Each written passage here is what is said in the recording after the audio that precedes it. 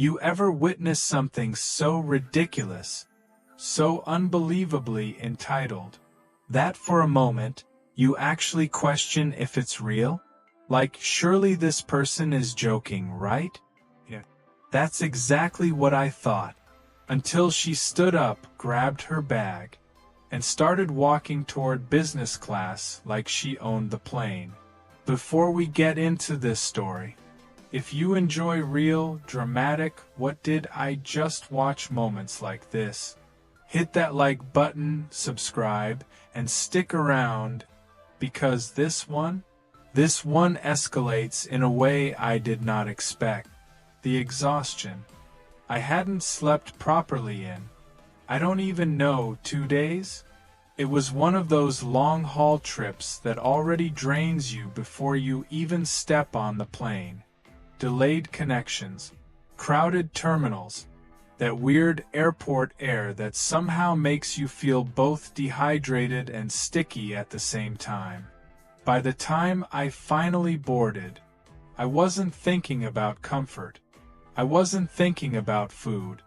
I just wanted one thing: sleep. My seat was somewhere in the middle of economy. Not great, not terrible. The kind of seat where your knees are just slightly too close to the one in front, and the armrest situation becomes an unspoken negotiation with a stranger. But honestly, I didn't care.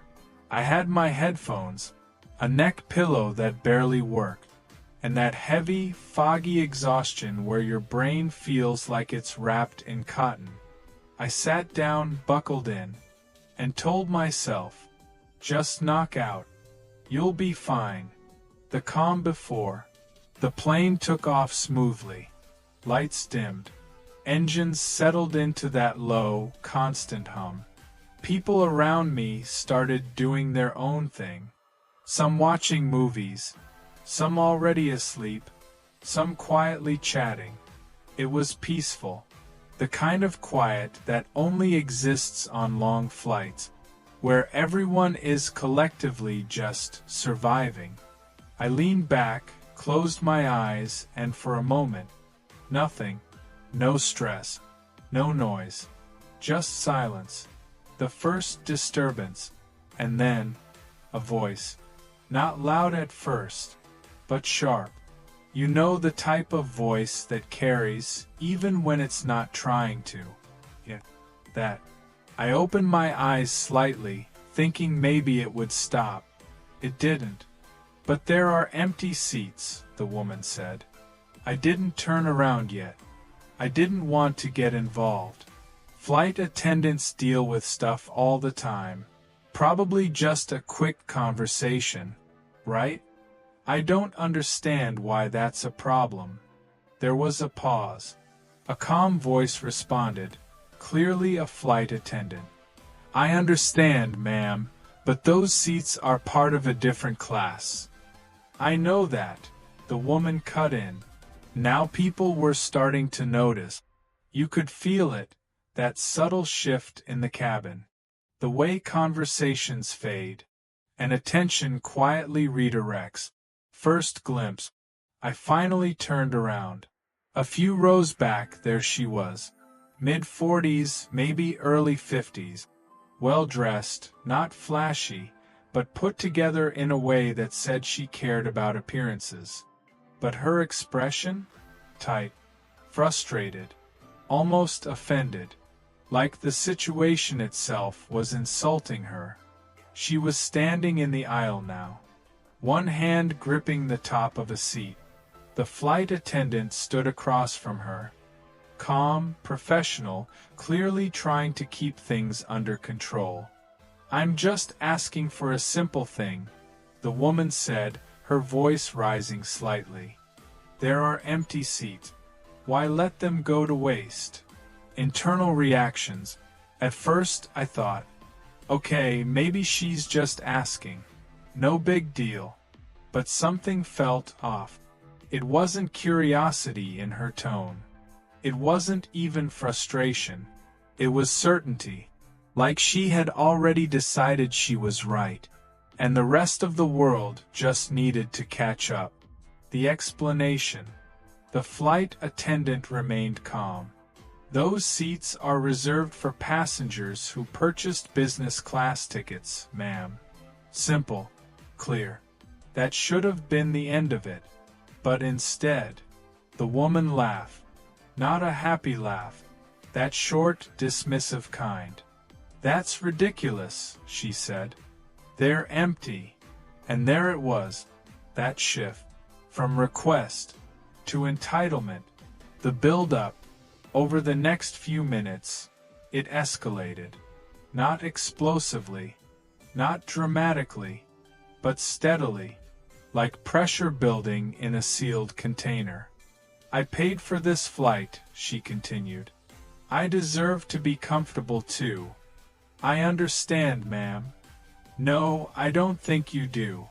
Heads were turning now. People pretending not to look, but very obviously listening. The woman crossed her arms. So you're telling me those seats are just going to sit there unused for the entire flight?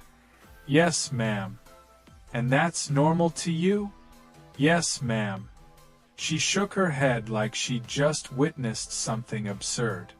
That makes no sense. The crew's patience. I'll give credit where it's due.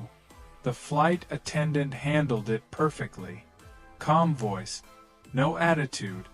No escalation. Just repeating the policy. But you could see it. That slight tension in her posture. That tiny shift in her smile. Because she knew. This wasn't going to end easily. The line crosses. Then the woman said something that made the entire situation different.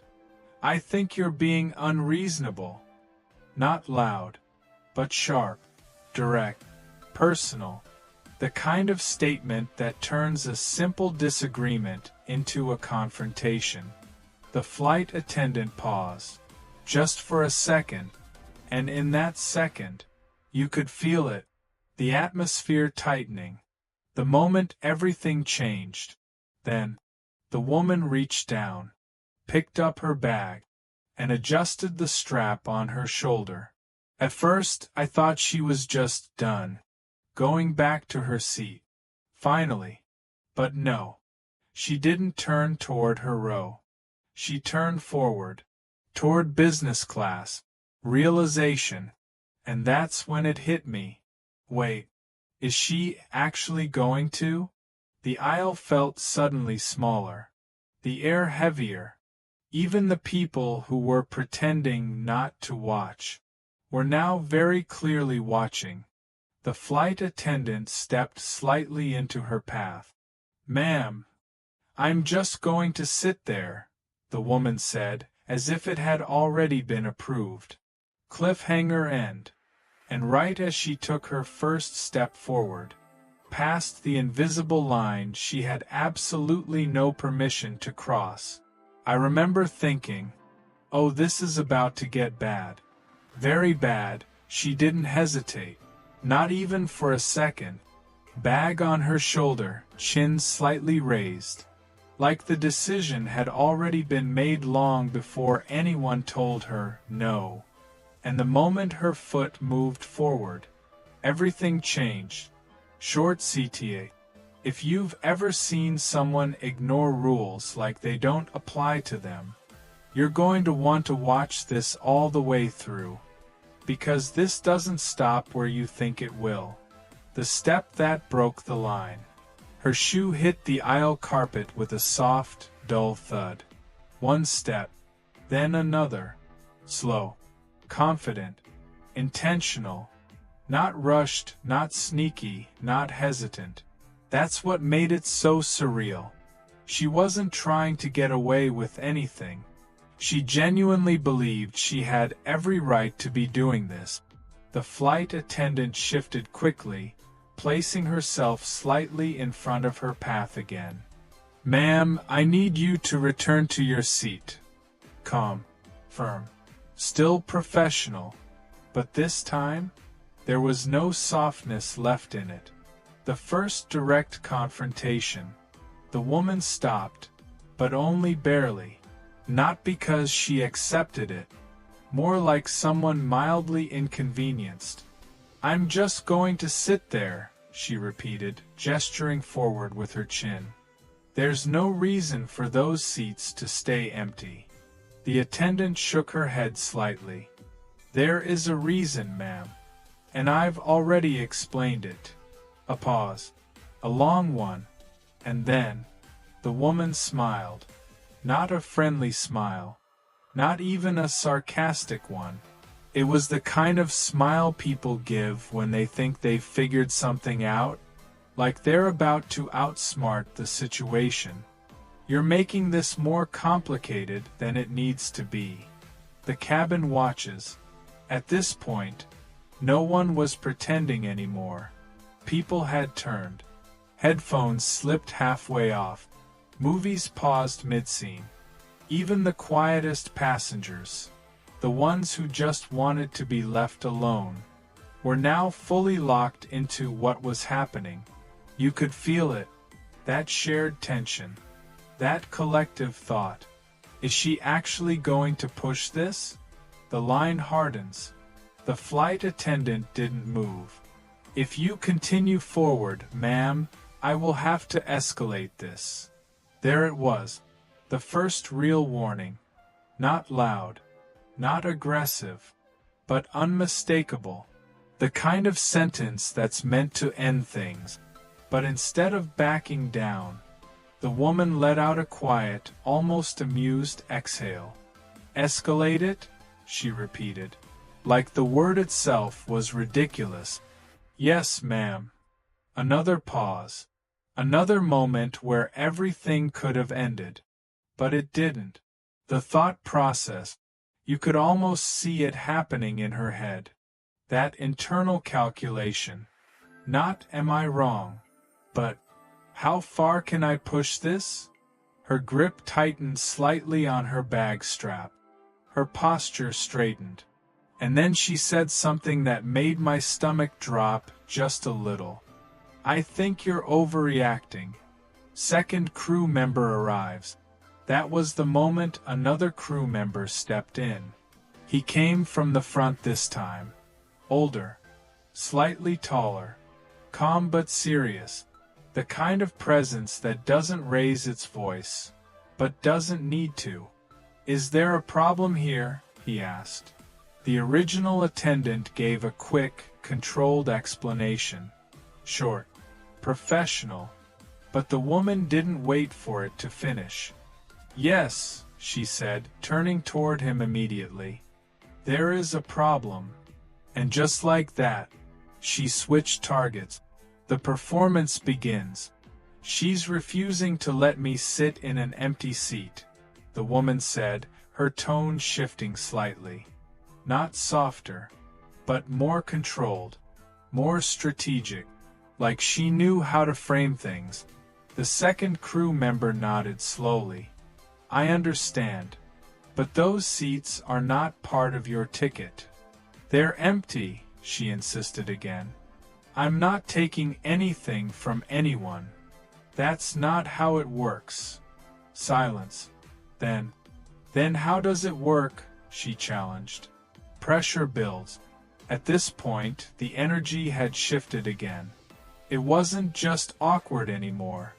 It was uncomfortable. Tight. Like something was about to snap. The second crew member kept his tone even.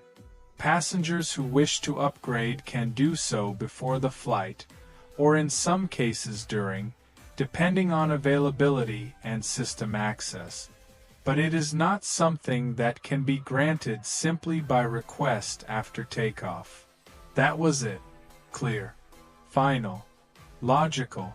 There was nothing left to argue. And yet, the push. "So let me get this straight," she said slowly. "You would rather those seats go unused than let someone sit there and be comfortable?" "Yes, ma'am." "Even though it costs you nothing?" "Yes, ma'am." She blinked. Once, twice, and then she laughed again. Shorter this time. Sharper. "That's insane." The move. And before either of them could respond, she stepped forward again, this time faster, more decisive, like she had finally gotten tired of talking. The second crew member moved immediately, blocking her path fully now. "Ma'am, stop." Not a request anymore. A command. The moment of friction. They were close now. Closer than before. Not touching, but near enough that the tension felt physical. "I'm just sitting down," she said, her voice tightening slightly for the first time. "No, you are not. It's an empty seat. You need to return to your assigned seat immediately." Silence. But not the calm kind. The heavy kind. The kind that presses into your chest. First sign something's off. That's when something shifted. Subtle, but noticeable. Her expression changed. Not anger. Not frustration. Something else. Confusion. But not the kind you expect. Not, "I don't understand the rule." More like, "Why isn't this working?" The first strange action. She suddenly reached into her bag, pulled out her phone, and for a split second, I thought, "Oh great, she's going to record this." But she didn't. She stared at the screen, brows furrowed, then tapped something quickly. Her breathing had changed. Just slightly. Faster. The second strange event. She looked up again. Not at the crew this time, but around. At the passengers. At the aisle. At the seat. Like she was checking something. Verifying something. Her confidence? It flickered. Just for a second. The third event, panic begins. Then she looked back at her phone. And this time, her face dropped. Not dramatically. Not in a way that made a scene. But enough that you could see it. That moment when something doesn't line up. When expectation collides with reality. "What?" she whispered. Barely audible. Internal shift. Up until now, she had been completely certain. Certain she was right. Certain she would get her way. Certain the system would bend. But now, something had cracked. Not fully, but enough to let doubt in. Rapid actions. Her fingers started moving faster on the screen. Scrolling. Typing. Stopping. Scrolling again. Her breathing picked up. The crew exchanged a quick glance. They noticed it too. Everyone did. Because this wasn't just entitlement anymore. This was confusion turning into something else. The warning returns.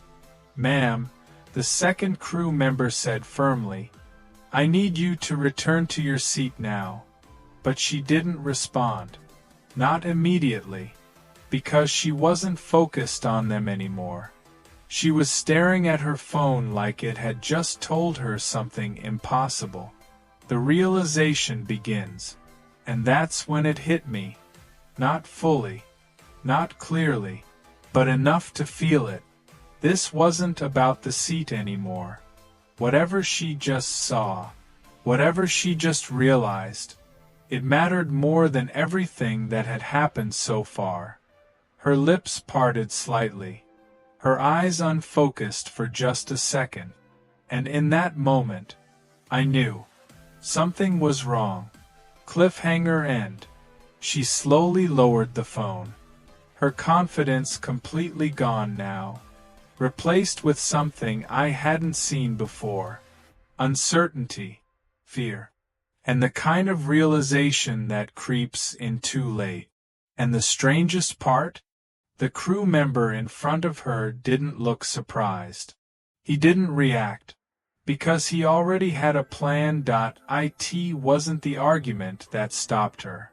It wasn't the crew. It wasn't the rules. It wasn't even the threat. It was something else. Something she never saw coming. And the moment it hit her, Everything she thought she understood collapsed. The slow realization. She didn't move.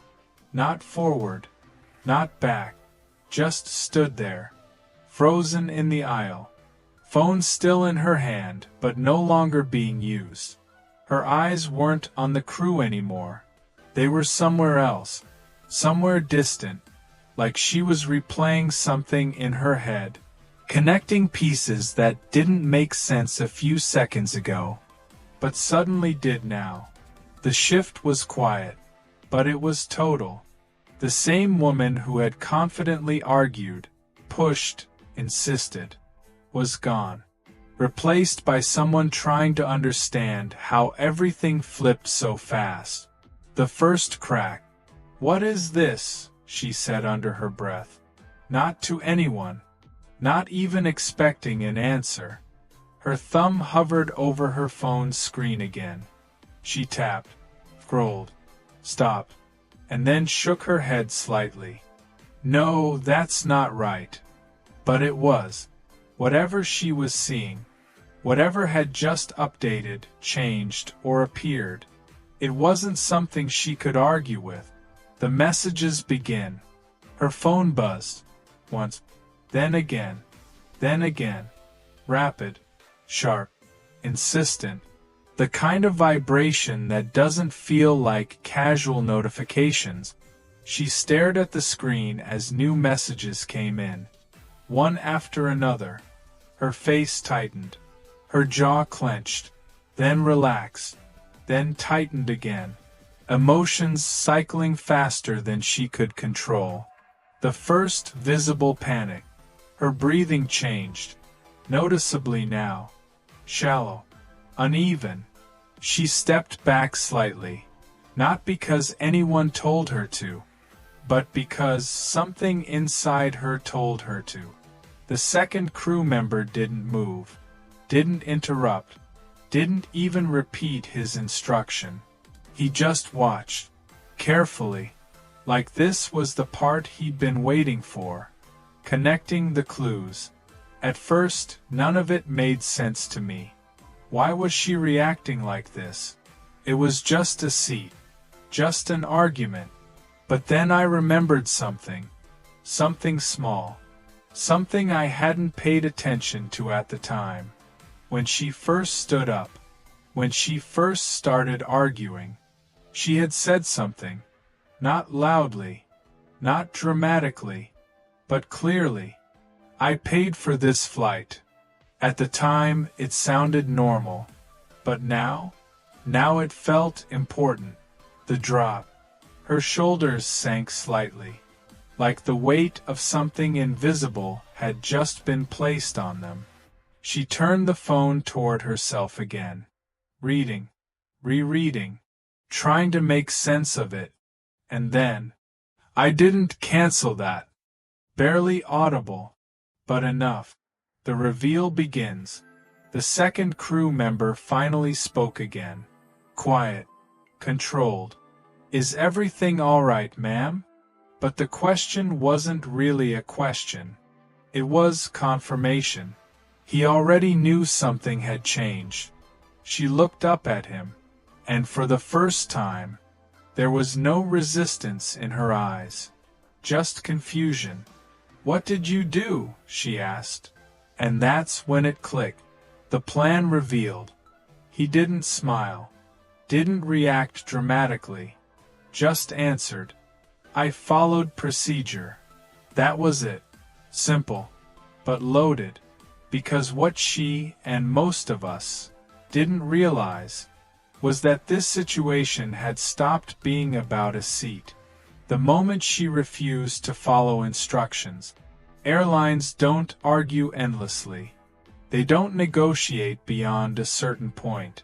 They document. They report. They escalate quietly.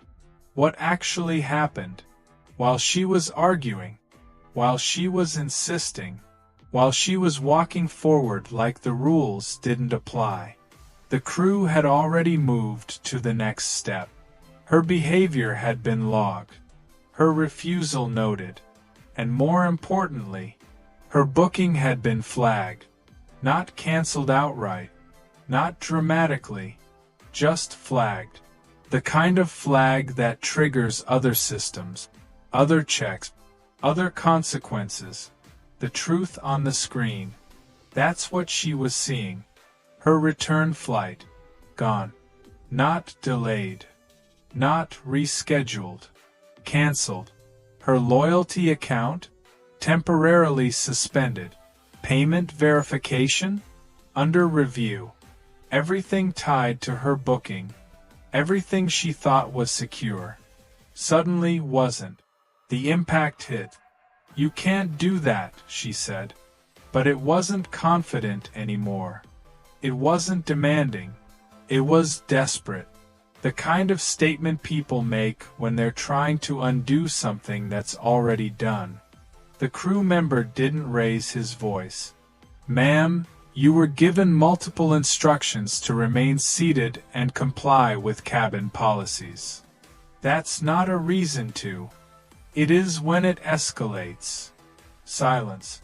Heavy. Final. Chaos intensifies. Her phone rang. She answered immediately. "Yes, hello? I need to speak to someone about my booking. Something's wrong." Pause. Her expression tightened again. "No, that's not possible. I didn't cancel anything." Another pause. Longer. Her voice dropped. "What do you mean, flagged?" Breakdown begins. You could hear it now. The shift from control to unraveling. "I'm on the flight right now. How could it be?" She stopped, listening, and whatever she heard, it broke something. Not loudly, not dramatically, but deeply. The emotional collapse. Her shoulders slumped. Her grip on the phone loosened slightly. Her eyes, once sharp, focused, certain, were now unfocused, lost. I didn't think." She didn't finish the sentence, because there was nothing left to say. Acceptance. The argument was over, not because she gave up, but because there was nothing left to argue with. No leverage, no position, no control. She nodded slowly. Not to the crew, not to anyone, just to herself. Like she was finally accepting something she should have understood earlier. The unexpected shift. And then something strange happened. She looked at the crew member again. Really looked this time. Not with anger, not with frustration, but with recognition. "You knew," she said quietly. He didn't respond. Didn't need to. Because she was right. For a brief moment, just a moment, there was something else in her expression. Something unexpected. Respect. Not admiration. Not approval. But acknowledgement. She had pushed. He hadn't reacted. He had prepared. The chaos fades. The calls stopped. The messages slowed. The tension in the cabin began to dissolve. People turned back to their screens, their conversations, their silence. The moment was over, but the impact wasn't. Returning to her seat, she walked back, slowly, quietly.